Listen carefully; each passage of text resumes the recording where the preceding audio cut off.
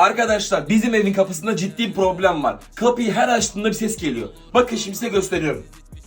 Bak sen yine nereye gidiyorsun ya? Kızlarla buluşmaya mı gidiyorsun? Semih bak beni sinir etme. Bak bana gidiyorsun, seni var ya hadi. Gördüğünüz gibi arkadaşlar ses nereden geliyor bilmiyorum ama acilen çözmem gerekiyor. Hatta şöyle bakın, bir daha dinleyin. Semih bak beni sinir ediyorsun. Bak nereye gidiyorsun sen yine?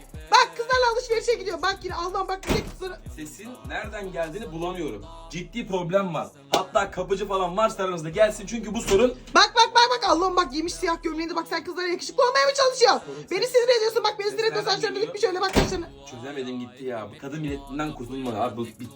Bitmiyorlar abi. Kurtulmaz.